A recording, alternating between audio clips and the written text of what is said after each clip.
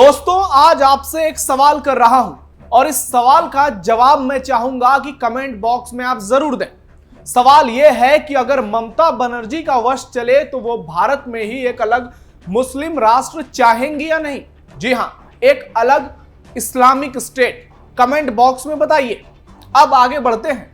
ममता का हाल के सालों में आप स्टेटमेंट देख लें, उनकी देश के प्रति सोच को देख लें तो ऐसा लगता है जैसे वे घुसपैठिया परस्त एजेंडा की चीफ मैनेजर बन चुकी हैं। ममता बनर्जी अब ऐसा बंगाल चाहती हैं जहां हिंदू अपने ही घर में घुसपैठिया कहलाएं और असली वोट बैंक हो रोहिंग्या, बांग्लादेशी और पाकिस्तान परस्त मुसलमान। जरा सोचिए, एक सीएम खुलेआम धमकी देती हैं कि जब तक मैं जिंदा हूं पश्चिम बंगाल में एनआरसी नहीं होने दूंगी और अगर ऐसा हुआ तो चुनाव आयोग को गंभीर अंजाम भुगतना पड़ेगा।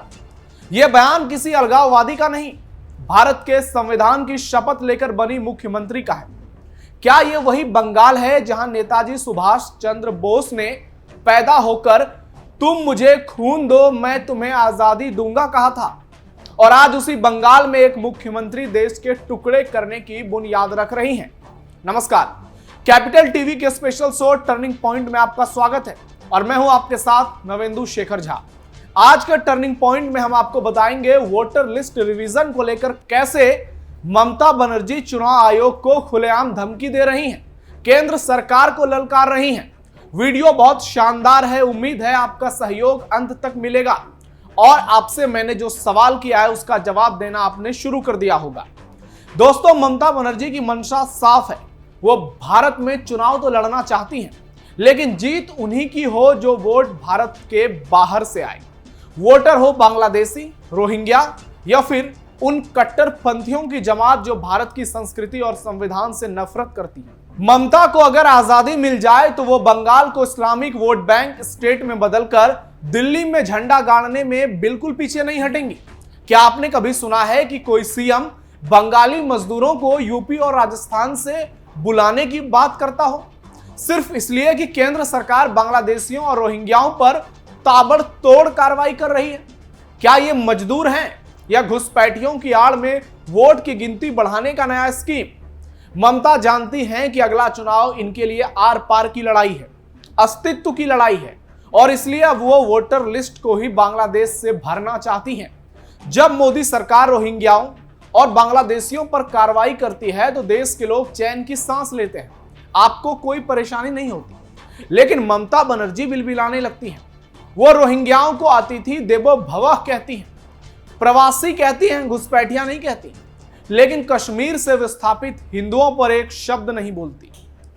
सीधा सवाल है कि ममता किसकी मुख्यमंत्री हैं, भारत की या उस मजहबी जमात की जो हिंदुस्तान तेरे टुकड़े होंगे का नारा देती है? ममता आज एक ऐसे एजेंडे पर चल रही हैं जिसमें देश की अखंडता, धर्मनिरपेक्षता और लोकतंत्र का कोई मतलब ही नहीं बचा। उनकी राजनीति अब तुष्टीकरण से निकलकर सीधा देश विरोधी ताकतों की गोदी में जा बैठी है। उन्हें हिंदुओं की आस्था, संस्कृति और सुरक्षा से कोई लेना देना नहीं है। उन्हें चाहिए सिर्फ बांग्लादेशी मुसलमान, रोहिंग्या और वो भी कट्टर सोच वाले, ताकि उनका झूठा वोट बैंक कभी ना सूखे। भाषा आंदोलन का नया सियासी गुब्बारा। टीएमसी सुप्रीमो और पश्चिम बंगाल की सीएम ममता बनर्जी ने सोमवार को कुछ ऐसा कह दिया जिसके बाद देश भर में बवाल मच गया। ममता ने दूसरे राज्यों में गए घुसपैठियों को सीधे सीधे कह दिया कि मुंबई, उत्तर प्रदेश या राजस्थान में आपको रहने की अब जरूरत नहीं है, आप बंगाल आ जाओ। मैं आपको पीठा या पायस तो नहीं खिला पाऊंगी, लेकिन हम अगर एक रोटी खाते हैं तो हम ये सुनिश्चित करेंगे कि आपको भी एक रोटी जरूर मिले।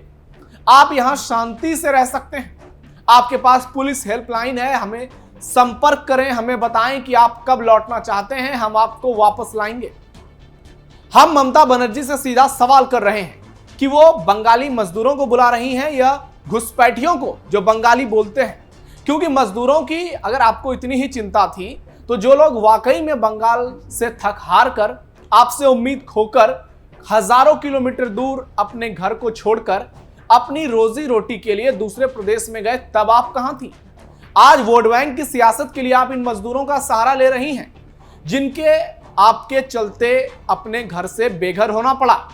दोस्तों दरअसल ममता दीदी घबराई हुई हैं और ये जो मजदूर शब्द है ये केवल एक स्ट्रेटजी है। इसके पीछे बांग्लादेशी और रोहिंग्याओं को बुलाना है और उसका कारण है वोटर लिस्ट रिवीजन 2026 का विधानसभा चुनाव। और चुनाव से पहले दीदी ने एक नया दांव खेला है, भाषा आंदोलन की शुरुआत। ममता ने केंद्र सरकार और चुनाव आयोग पर एनआरसी को पिछले दरवाजे से लागू करने की साजिश रचने और बंगला भाषी प्रवासियों के खिलाफ भाषाई आतंकवाद करने का आरोप लगाया है। ममता कह रही हैं कि जान दे देंगे लेकिन अपनी भाषा नहीं छोड़ेंगे। अब आप लोग ही बताइए कौन इन्हें कह रहा है भाषा छोड़ने के लिए और जान देने के लिए। ये सिर्फ लोगों को गुमराह कर रही हैं और कुछ नहीं। बार बार बंगालियों का ब्रेन वॉश कर रही हैं कि वोटर लिस्ट रिवीजन की आड़ में बंगाली अस्मिता को मिटाने, गरीबों को वोटिंग से बाहर करने और प्रवासियों को खदेड़ने की कोशिश की जा रही है।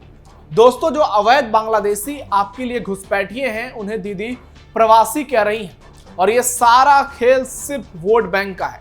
और ये डर बताता है कि ममता चुनाव से पहले कितनी घबराई हुई हैं और उनको शायद अंदर ही अंदर लगने लगा है कि इस बार बंगाल में शायद उनका किला ढह जाए।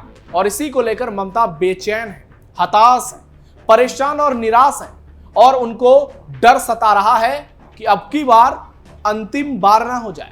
ममता की चुनाव आयोग को खुलेआम धमकी। ममता बनर्जी एक और जहां सो कॉल्ड बंगाली मजदूरों को बुलाने की बात कर रही हैं तो दूसरी ओर सीएम ममता ने लीगल वोटरों के नाम हटाने को लेकर चुनाव आयोग को खुली धमकी दी है और कहा है कि अगर ऐसे कदम उठाए जाएंगे तो इसके परिणाम गंभीर होंगे। जब तक मैं जिंदा हूं बंगाल में एनआरसी लागू नहीं होने दूंगी। जी हां, यह ममता बनर्जी कह रही हैं। मैं पश्चिम बंगाल में एनआरसी लागू नहीं होने दूंगी। मैं उन्हें मतदाता सूची संशोधन के नाम पर लीगल वोटरों को हटाने की चुनौती देती हूं। हम उन्हें अपने ही देश में बंगालियों को बेघर नहीं करने देंगे। और दोस्तों हद तो तब हो गई जब ममता ने चुनाव आयोग पर हमला बोलते हुए कहा कि आपने बंगाल के वोटर लिस्ट से अगर किसी का नाम हटाने की हिम्मत की तो आपको छऊ नृत्य, धमासा मडोल, शंख, झांझ और युद्ध के नगाड़े सुनाई देंगे। क्या आपने पहले ऐसी आवाजें सुनी है? हम आपको यह सुनाएंगे। ममता के इस भाषण को सुन वहां मौजूद लोगों ने जमकर तालियां पीटी। लेकिन आप इसकी गंभीरता को समझिए और गहराई से सोचिए ममता कैसे वोटर लिस्ट रिवीजन को लेकर बंगालियों को गुमराह कर रही हैं। इसे एक षड्यंत्र बचाकर लोगों को बेवकूफ बना रही हैं। यही नहीं, दीदी ने अपने सो कॉल्ड भाषा आंदोलन की तुलना 1952 में ढाका में हुए, यानी तत्कालीन जो पूर्वी पाकिस्तान था वहां जो ऐतिहासिक विरोध प्रदर्शन हुआ था उससे उसकी तुलना की, जहां छात्रों ने बांग्ला को तत्कालीन पाकिस्तान की आधिकारिक भाषा के तौर पर मान्यता देने की मांग को लेकर अपनी जान दे दी थी। यानी ममता कोई मौका नहीं छोड़ रही है सियासत करने का। चुनाव से पहले बंगाल में भारी बवाल। पश्चिम बंगाल में विधानसभा चुनाव दूर नहीं है। पूरे देश की नजर इस वक्त बिहार विधानसभा चुनाव पर टिकी है, जो कि इसी साल के अक्टूबर-नवंबर महीने में होगा। इसके बाद पश्चिम बंगाल और असम जैसे प्रदेशों में चुनाव होंगे और इन प्रदेशों पर सबसे ज्यादा नजर लोगों की इसलिए है क्योंकि घुसपैठ का प्रवेश द्वार पश्चिम बंगाल है और देश में सबसे ज्यादा घुसपैठिए बंगाल और असम में। असम में तो हिमंता विश्व शर्मा जबरदस्त काम कर रहे हैं और घुसपैठियों को हर दिन खदेड़ने की पूरी तैयारी कर रहे हैं, एक्शन ले रहे हैं, उन पर बुलडोजर कार्रवाई कर रहे हैं, उनको चुन चुन कर वापस बांग्लादेश भेज रहे हैं। हिमंता की कार्रवाई से मौलवी मौलाना परेशान है, देश विरोधी गैंग में हड़कंप मचा हुआ है और ममता भी डरी हुई है। वो अक्सर हिमंता पर हमले करती रहती हैं। दूसरी ओर पश्चिम बंगाल की कहानी अलग है। यहाँ बीजेपी सरकार नहीं है, यहाँ टीएमसी 14 साल से सरकार में है और ममता बनर्जी खुलकर घुसपैठियों का समर्थन कर रही हैं। चुनाव से पहले उन्हें डर सता रहा है कि अगर बिहार की तर्ज पर बंगाल में वोटर लिस्ट रिवीजन हुआ तो ममता का पूरा खेल खराब हो सकता है। पिछले बार के विधानसभा चुनाव यानी 2020 में पश्चिम बंगाल, माफ कीजिएगा 2021 में पश्चिम बंगाल में बीजेपी और टीएमसी के बीच वोट प्रतिशत का अंतर केवल 10% था, जो पहले बहुत ज्यादा हुआ करता था। लोकसभा चुनाव में तो बीजेपी 38% तक पहुंच गई। अब ममता को लग रहा है कि अगर वोटर लिस्ट रिवीजन होता है, 57 लाख से ज्यादा घुसपैठियों के नाम बंगाल में दर्ज हैं और अगर इन्हें बाहर कर दिया जाता है उसके बाद जो लोग मृत पाए जाएंगे, जिनका 2 जगह वोटर में नाम होगा, यानी जो बिहार में समीकरण बना है उसी की तर्ज पर करोड़ों नाम पश्चिम बंगाल में कट सकते हैं। सोचिए, जिस राज्य में 10 करोड़ उसकी करीब आबादी है और 3 करोड़ मुस्लिम वोटर हैं और उसके बाद कई जगह पर अवैध वोटिंग होती है, वहां अगर चुनाव आयोग इतना बड़ा एक्शन लेता है तो क्या ममता बर्दाश्त कर पाएंगी? क्योंकि वो खुलकर घुसपैठियों का समर्थन करती हैं, वकालत करती हैं। लेकिन चुनाव आयोग ने साफ साफ कह दिया है, ऐलान कर दिया है कि बिहार की तरह ही पूरे देश में वोटर लिस्ट रिवीजन होगा, जिसके बाद ममता बौखलाई हुई हैं। चुनाव को लेकर उन्हें हार का डर सता रहा है, उनकी जमीन खिसक गई है। अभी हाल ही में जो सहकारी समिति के चुनाव हुए थे बीरभूम में, वहां टीएमसी 9 की 9 सीट बीजेपी से हार गई। नंदीग्राम में टीएमसी का सफाया हो गया और विधानसभा चुनाव में तो खुद ममता बनर्जी को शुभेंदु अधिकारी ने हरा दिया था। तो ममता को लग रहा है कि अब लोग उनसे उब चुके हैं, खासकर हिंदू वोटर उनके खिलाफ एंटी इनकम्बेंसी है और जो वो मुसलमान तुष्टीकरण कर रही हैं, इससे हिंदुओं में भारी नाराजगी है। जिस तरह से वो रामनवमी पर शोभा यात्रा का विरोध करती हैं, हिंदू पर्व त्योहारों पर टिप्पणी अभद्र करती हैं और खुलकर मुसलमानों को ईद और मुहर्रम पर समर्थन देती हैं, उससे ममता का वोट बैंक खिसक रहा है। हिंदू उनसे छिटक रहे हैं और बीजेपी मौके को भुनाने की पूरी तैयारी कर रही है। बीजेपी के नेता डंके की चोट पर कह रहे हैं कि अब की बार बंगाल में बीजेपी सरकार। वो दावा कर रहे हैं कि इस बार ममता का सफाया होना तय है। जो प्रदेश अध्यक्ष हैं समित भट्टाचार्य, उन्होंने कहा कि बंगाल में अगर एनआरसी से पहले एसआईआर लागू नहीं हुआ तो पश्चिम बंगाल बांग्लादेश बन जाएगा। एक अलग भारत में एक अलग कुनबा बन जाएगा जो 24 घंटे देश विरोधी साजिश रचेगा। शुभेंदु अधिकारी, मिथुन चक्रवर्ती, बीजेपी के जितने भी नेता हैं, सुकांता मजुमदार, ये ममता पर पूरी तरह से हमलावर हैं और बार बार कह रहे हैं कि अब की बार अगर हिंदुओं को बचाना है तो बंगाल में बीजेपी की सरकार बनानी होगी। वहीं पीएम मोदी ने हाल ही में दुर्गापुर की रैली में साफ साफ कह दिया था कि जो भी घुसपैठी हैं, जो भारत के नागरिक नहीं हैं, उन पर कड़ी कार्रवाई होगी और एक एक को खदेड़ा जाएगा। तो आप इससे अंदाजा लगा सकते हैं कि ममता कितनी परेशान होंगी और उन पर पहले ही कई घोटाले के आरोप लग चुके हैं। शिक्षक भर्ती घोटाला हो या फिर उनके नेता पार्थ चटर्जी के यहाँ नोटों की गद्दी मिलना। बंगाल में ममता बुरी तरह से फंसी हुई है। पूरे देश में नैरेटिव जा रहा है कि ममता बनर्जी के राज्य में तानाशाही है और हिंदुओं के साथ हर दिन अत्याचार हो रहे हैं। कई सीमावर्ती जिले मुस्लिम बाहुल्य जिले बन गए हैं, जहां डेमोग्राफी पूरी तरह से बदल गई। हिंदुओं की आबादी घट गई है और मुसलमानों की आबादी बम्पर बढ़ी है। दिनाजपुर की बात करें, नादिया की बात करें, मालदा की बात करें, मुर्शिदाबाद की बात करें, हर दिन हिंदू वहां से पलायन कर रहे हैं। लेकिन ममता को उनकी चिंता नहीं है। वो घुसपैठियों को बुला रही हैं, बंगाली स्मिता, बंगाली भाषा का खेल खेलकर उनसे आदेश उनको दे रही हैं, रिक्वेस्ट कर रही हैं कि आप बंगाल आ जाओ, आपकी रोटी की व्यवस्था हम करेंगे। लेकिन किसी हिंदुओं से इस तरह से नहीं कहती। तो सोचिए पश्चिम बंगाल में चल क्या रहा है, कितनी बड़ी साजिश हो रही है।